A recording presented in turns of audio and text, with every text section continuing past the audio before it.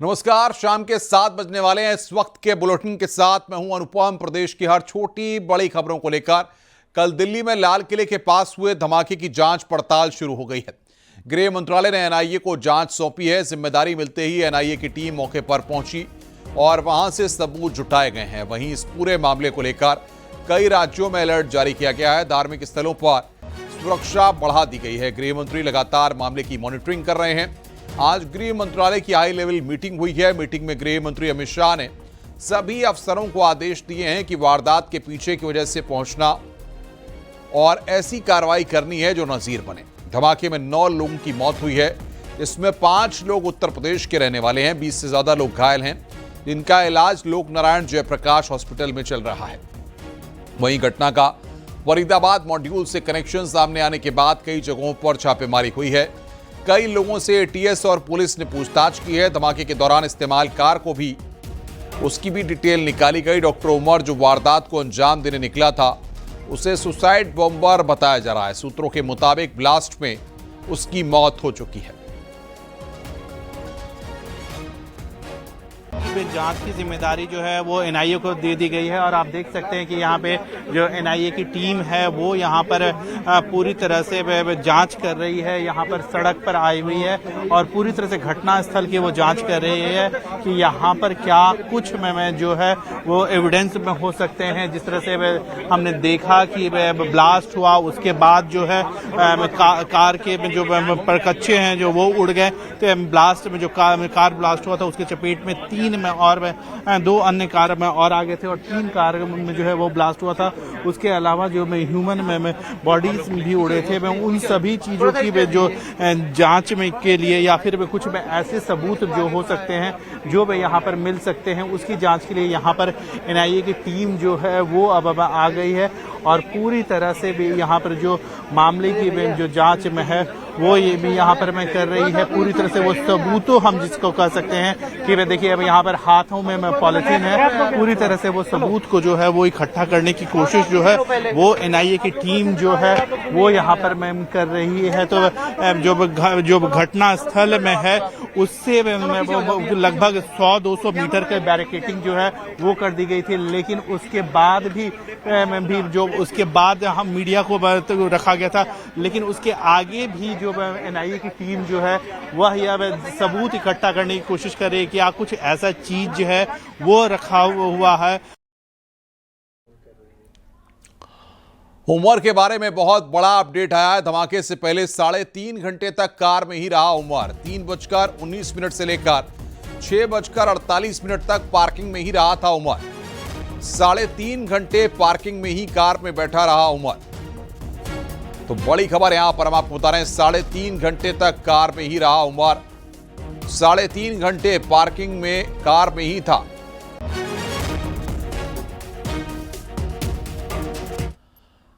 लखनऊ में डॉक्टर शाहीन के घर छापेमारी के बाद एटीएस, जम्मू कश्मीर पुलिस और यूपी पुलिस निकल गई है। लालबाग के कंधारी बाजार स्थित घर में छापेमारी के दौरान शाहीन के पिता से पूछताछ की है। पूछताछ के बाद टीम निकल गई है।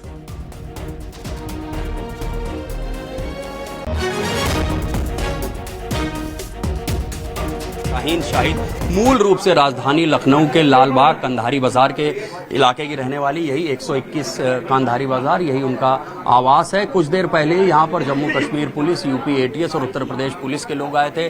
जम्मू कश्मीर पुलिस के जवानों ने उनके पिता शाहिद से पूछताछ की है। शाहिद से हमारी भी बात हुई है। शाहिद का ये कहना है कि बीते 1.5 साल से उनकी अपनी बेटी शाहीन से कोई मुलाकात नहीं हुई है। हालांकि महीने 2 महीने में उनकी बातचीत जरूर रहती है।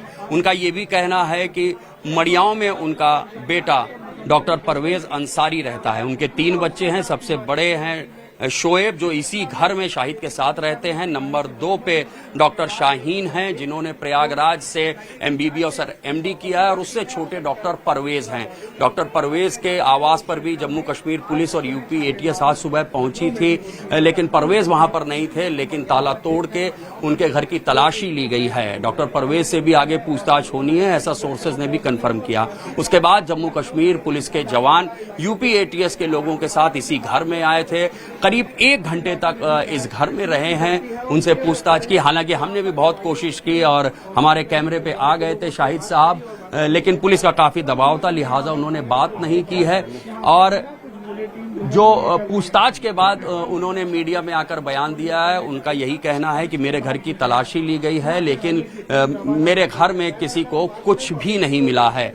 उनका कहना है कि हर हफ्ते उनकी परवेज से जरूर बात होती है, लेकिन शाहीन से बीते 3 महीने से उनकी बात नहीं हुई। शाहीन के साथ क्या हुआ है उनको मीडिया से ही जानकारी मिली है। उनको नहीं मालूम है कि शाहीन गिरफ्तार हो चुकी हैं और एक बड़े जो टेरर अटैक की प्लानिंग की गई थी, जो एक मॉड्यूल था जिसको व्हाइट कॉलर टेरर मॉड्यूल बोला जाता है, वो उस मॉड्यूल से जुड़ी हुई हैं। इस बाबत शाहिद को कोई भी जानकारी नहीं है और शाहिद का ये कहना है कि वो हर तरह की जांच में सहयोग करने के लिए तैयार हैं।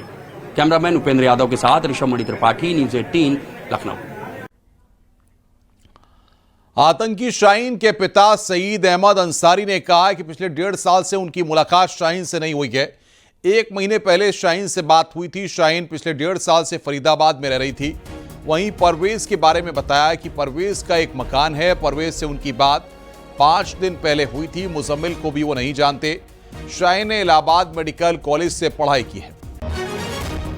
मैंने बताया, देखिए मेरे 3 बच्चे हैं, 3 बच्चे हैं। बड़ा है मोहम्मद शुएब जो मेरे साथ यहाँ रहता है, ठीक है। दूसरी हैं शाहीन सईद जिनके बारे में आप जिक्र कर रहे हैं, लेकिन मुझे यकीन नहीं है, इसलिए बता रहा हूँ मैं। तीसरे थर्ड हैं परवेज सईद अंसारी। अच्छा, और शाहीन और परवेज ने डॉक्टरी कहाँ से करी है? शाहीन और परवेज ने पढ़ाई कहाँ से करी?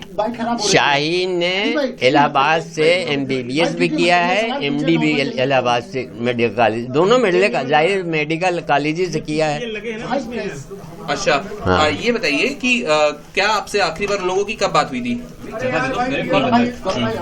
मैंने आपसे बताया कि करीब 1.5 साल हो गए। मेरा भी तो दर्द हो रहा है। और मैं शाहीन से 1.5 साल से 1.5 साल से आपकी कोई बात नहीं हुई दोनों से? नहीं, मुलाकात आप पूछ रहे हैं या ये बात अभी 1 महीने पहले तक हमसे बात हुई उनकी, 1 महीने शाहीन से सिर्फ।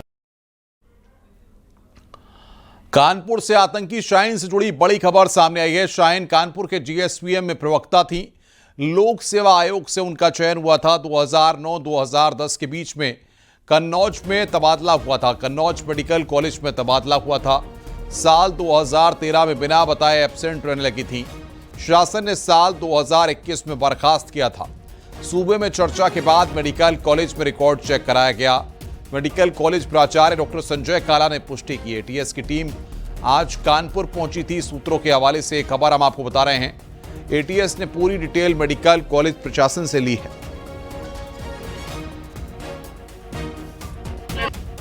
डॉक्टर का आतंकी कनेक्शन, डॉक्टर शाहीन शाहिद का आतंकी कनेक्शन, पुलवामा के डॉक्टर के साथ मिलकर प्लान ऑफ एक्शन, इसका सीधा कानपुर कनेक्शन सामने आया। क्योंकि जो डॉक्टर शाहीन है उसने कानपुर के GSVM मेडिकल कॉलेज में 2006 में प्रोफेसर के तौर पर ज्वाइन किया। इस वक्त न्यूज़ 18 टीम उसी मेडिकल कॉलेज में आप देख सकते हैं। इस वक्त हम लोग प्राचार्य के कक्ष के बाहर खड़े हैं। ये वही जगह है जिन गैलरीज में वो क्लास लेने आती थी। अगर बात की जाए उस डिपार्टमेंट की, फार्मास्यूटिकल डिपार्टमेंट की, तो उसमें 2006 में आए। उसके बाद यहाँ 2013 तक उसने अपनी सेवाएं दी। हालांकि 2009 और 2010 के दौरान 9 से 10 महीने के लिए कन्नौज मेडिकल कॉलेज गए। उसके बाद वापस आई। 2013 में बिना कुछ बताए शाहीन यहां से लापता हुई। अगर सूत्रों की माने तो 7 रिमाइंडर्स उसको दिए गए वापस आने के, लेकिन वहां से कोई जवाब नहीं आया। और अब इन सब के बीच जब आतंकी कनेक्शन आया तो यहाँ के डॉक्टर्स भी कुछ भी कहने से बचते नजर आ रहे हैं। आप देख सकते हैं कि सुरक्षा की दृष्टि से यहाँ पुलिस की टीम पूरी मुस्तैद है। अगर जो सूत्र बताते हैं टीम यहाँ मौजूद थी। आज यहाँ ATS की टीम पहुंची। उसके बाद एक और जांच एजेंसी सामने आई और लगातार पूछताछ का दौर चल रहा है। यहाँ जो रिकॉर्ड्स थे उसके पूरे लिए गए, रिकॉर्ड्स खंगाले गए, कुंडली खंगाली गई। उस दौरान के डॉक्टर्स जो थे उनसे भी पूछताछ की। 3 घंटे तक ये पूछताछ चली। अगर बात की जाए 2015 में उसकी शाहीन की यहीं के एक जो 87 बैच के डॉक्टर थे उससे शादी हुई थी और उससे 2 बच्चे भी थे। अगर बात की जाए मेडिकल कॉलेज के कैंपस में वो रहती भी थी और बाहर का एक लोकल एड्रेस भी था। हालांकि जिस डॉक्टर से उसकी शादी उससे उसका सेपरेशन हो गया और उसके बाद 2000, क्योंकि वो 2015 की बात और आइए अब आपको दिल्ली ब्लास्ट में गिरफ्तार हुई डॉक्टर मंडली की क्राइम कुंडली दिखाते हैं। तो ये आप देख रहे हैं डॉक्टर आदिल, जिसको गिरफ्तार किया गया है फरीदाबाद के अल फलाह यूनिवर्सिटी में डॉक्टर। तो आरोप यहां पर क्या है ये हम आपको बता रहे हैं। डॉक्टर उमर लाल किले के सामने ब्लास्ट किया, इसकी मौत हो गई। फरीदाबाद के अल फलाह यूनिवर्सिटी में डॉक्टर सज्जाद, इसको गिरफ्तार किया गया है। डॉक्टर उमर का दोस्त है ये।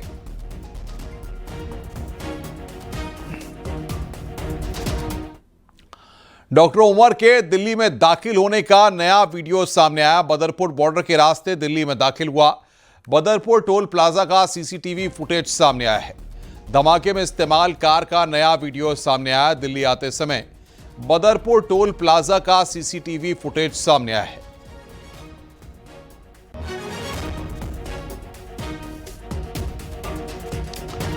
दिल्ली ब्लास्ट में इस्तेमाल की गई i20 कार को लेकर बड़ा खुलासा हुआ है। कार 29 अक्टूबर को खरीदी गई थी। उस वक्त इस कार HR 26CE 7674 का प्रदूषण भी कराया गया था। उस वक्त का वीडियो सामने आया है। कार के साथ उस वक्त 3 लोग मौजूद थे। वीडियो 29 अक्टूबर शाम 4:20 का है। शक है कि वीडियो में लंबी दाढ़ी वाला शख्स तारिक है, जिसने नाम पर डॉक्टर उमर ने कार खरीदी थी।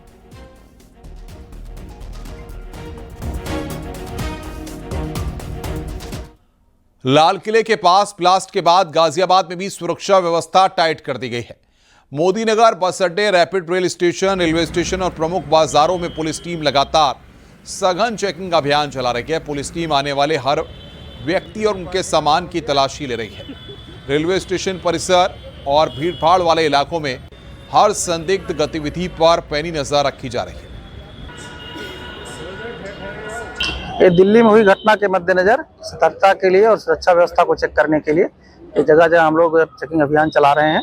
और उसमें हमारे यहाँ थाने की फोर्स है और इसके अलावा हमारी स्वाट टीम है और हमारी जो डॉग स्क्वाड है और हमारी एसचेक टीम है, एलाइव है। सारे लोग मिल करके संयुक्त रूप से हर जगह चेकिंग अभियान चला रहे हैं और जगह जगह सुरक्षा व्यवस्था उसको परखा जा रहा है। दिल्ली ब्लास्ट के बाद मेरठ जोन में कड़ी सुरक्षा व्यवस्था है। मेरठ जोन के एडीजी भानु भास्कर ने न्यूज 18 से खास बातचीत में कहा कि अलग अलग पॉइंट्स पर बैरियर लगाकर चेकिंग की जा रही है। रिवर मार्ग पर भी सघन चेकिंग अभियान चलाया जा रहा है। संदिग्ध व्यक्तियों पर पैनी नजर रखी जा रही है। सर्वप्रथम तो बहुत ही दुखद घटना हुई है दिल्ली में और उस घटना के बाद से पूरे देश में अलर्ट हो गया है और हमारा बहुत सारा हिस्सा दिल्ली से लगता है, NCR से लगता है। इसके कारण से हमारे सारे जितने अंतर जनपदीय हैं और साथ में अंतर प्रदेशीय बैरियर हैं, सभी पॉइंट्स पे चेकिंग हो रही है। सभी पॉइंट्स पे बैरियर लगा के चेकिंग हो रही है। साथ में जितने हमारे टोल्स हैं उस पे चेकिंग हो रही है। जितने रिवर मार्ग है हमारे नाव से आने, उस पर भी चेकिंग कर रहे हैं। दिल्ली में हुए बम ब्लास्ट में श्रावस्ती के रहने वाले दिनेश मिश्रा की मौत हुई है। दिनेश मिश्रा दिल्ली में पिछले 12 सालों से रहकर प्रिंटिंग प्रेस की दुकान में काम करते थे। 34 साल के दिनेश गणेशपुर गांव के रहने वाले थे। करीब 1 हफ्ते पहले ही दिनेश दिल्ली आए थे। दिनेश के परिवार में पत्नी, 2 बेटियां और 1 बेटा है। दिल्ली धमाके में दिनेश की मौत से घर में मातम का माहौल है। दिल्ली में हुए बम ब्लास्ट में श्रावस्ती जिले के रहने वाले दिनेश मिश्रा की भी मौत हुई है। इस समय हम श्रावस्ती में उनके घर पे आए हुए हैं। उनके पिताजी हैं, बात कर लेते हैं कि कब से वो वहां रह रहे थे और कैसे उनकी मौत की जानकारी हुई। चाचा, कैसे जानकारी हुई थी? शाम का हाँ, जब टीवी में बम विस्फोट देखागा तो अपने बड़ा लड़का को फोन की तो कि मैंने तोरे अगल बगल उठे दगा है, सही सलामत हो। तो माझी लड़का के पास फोन कर दी, फोन खत्म भा है तो फोन स्विच ऑफ बतावे लाग। फिर हेरे लागे सब दोनों लड़के पता लगावे लागे। घंटा 2 घंटा करे बाद वहाँ पता लग कि बम विस्फोट में हमारे। कितने बच्चे हैं आपके? 3 लड़के हैं। ये माझी रहा जो खत्म भा। उम्र कितनी थी? कौन है? दिनेश जिनकी मौत हुई है। हाँ, करीब 30-32 साल। जी। अच्छा, कब से वहां रह रहे थे? क्या काम करते थे? करीब 10-12 साल से नौकरी करते रहे। कारा डायरेक्ट छपत है दुकान पर काम, प्रिंटिंग प्रेस में। जी हाँ। आपके परिवार में उनके कितने बच्चे हैं जिनकी मौत हुई? 2 लड़की हैं, 1 लड़का। 2 लड़की हैं। जी। कोई गया है सो लेने लखनऊ? हाँ गए हैं, यहाँ आवत है सीता उटापुर पहुंचे। दिल्ली में लाल किले के पास हुए बम ब्लास्ट के बाद पूरे उत्तर प्रदेश में सुरक्षा एजेंसियां अलर्ट मोड पर आ गई हैं। इस घटना के बाद कान्हा की नगरी मथुरा में भी सुरक्षा व्यवस्था को लेकर पुलिस प्रशासन पूरी तरह सतर्क हो गया है। मथुरा को हाई अलर्ट मोड पर रखते हुए सभी धार्मिक स्थलों और भीड़भाड़ वाले क्षेत्रों में अतिरिक्त पुलिस बल की तैनाती कर दी गई है। मथुरा पुलिस लाइन सभागार में उच्च स्तरीय बैठक आयोजित की गई, जिसमें ADG IB, ADG Agra range, IG सुरक्षा, IG CRPF, DIG Agra range, DIG PSC, Mathura के जिलाधिकारी, एसएसपी समेत सभी अफसर शामिल हुए। पंडित धीरेन्द्र कृष्ण शास्त्री की यात्रा को लेकर विशेष सतर्कता बरती जा रही है। सार्वजनिक स्थानों की निगरानी बढ़ा दी गई है। जी देखिए, ये एक रेगुलर फीचर है, सिक्योरिटी रिव्यू बैठक होती है तो एक ये रेगुलर फीचर है और इसमें सुरक्षा के दृष्टिकोण से जो भी अहम सुझाव होते हैं उन पर परीक्षण किया जाता है और उन पर जो संबंधित विभाग है उसके द्वारा संज्ञान लेकर कार्रवाई की जाती है। तो इसी साल की ये जो सुरक्षा संबंधी सिक्योरिटी रिव्यू है उसी का आज समापन किया गया। विभिन्न स्टेक होल्डर्स द्वारा इसमें भाग लिया गया और अपने अपने बिंदु रखे गए जिनका डिस्कशन हुआ और डिस्कशन के बाद उसमें एक डिसीजन हुआ कि उसमें किस तरह से आगे कार्रवाई करनी है। दिल्ली में लाल किले के पास ब्लास्ट के बाद उत्तर प्रदेश के कई जिलों में अलर्ट जारी किया गया है। आगरा में भी पुलिस अलर्ट मोड पर है। मेट्रो स्टेशन की सुरक्षा व्यवस्था को बढ़ाया गया है। मेट्रो एसएसएफ की टीम सिविल ड्रेस में मौजूद है। आने वाले जिले लोगों से भी सख्ती से पूछताछ की जा रही है।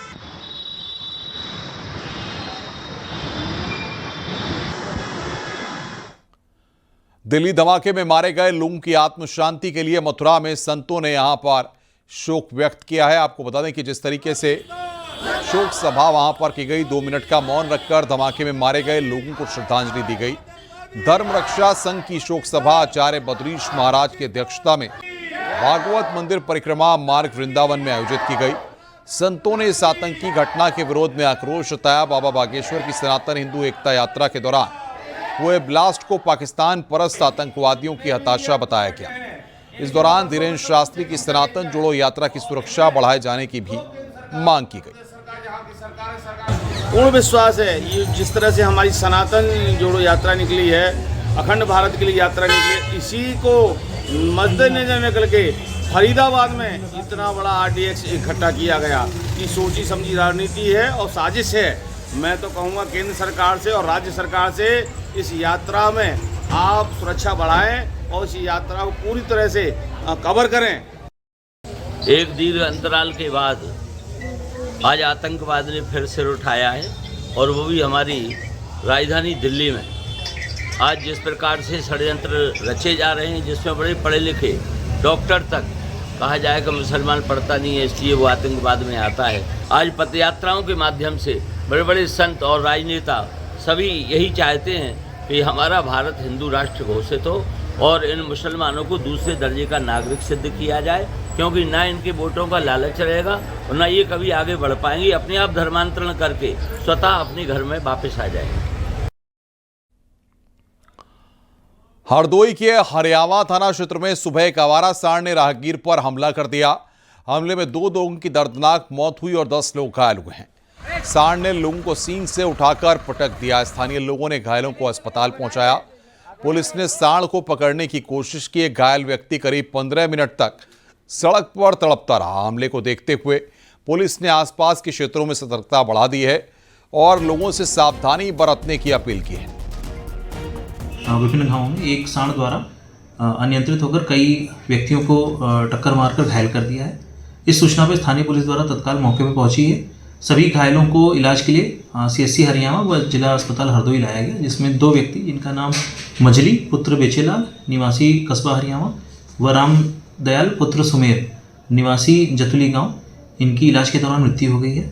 शव को कब्जे में लेकर नियमानुसार पंचायतनामा पोस्टमार्टम की कार्रवाई कराई जा रही है। जी आपके कौन है और क्या घटना हुई? मेरे पिताजी नल पे कुल्ला कर रहे थे, अचानक कहीं से आवारा सांड आ गया और उन्हें सींगों पर उठाया, मारने लगा। तब गांव वालों ने उन्हें बचाया और ट्रक वाला कहीं से आया तो उन्हें बचा लिया। क्या नाम है आपका? मेरा नाम नीरज कुमार है और यहाँ मेडिकल अस्पताल में भर्ती कराया। खबर रामपुर से है। हेट स्पीच मामले में कोर्ट से बरी हुए हैं आजम खान। 2019 लोकसभा चुनाव प्रचार का मामला है। एमपी एमएलए कोर्ट ने फैसला सुनाया है। 24 अप्रैल को तत्कालीन एसडीएम ने सिविल लाइंस कोतवाली में मुकदमा दर्ज कराया था। तो हेट स्पीच मामले में कोर्ट से बरी हुए हैं आजम खान। हम बेगुनाही की जेल काट रहे, आजम खान ने इस बात को कहा है।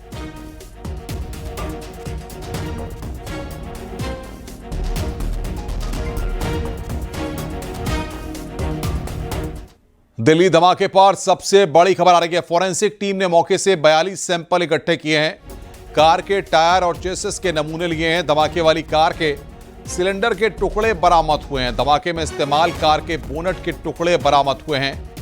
ये बड़ी खबर यहां पर हम आपको बता रहे हैं।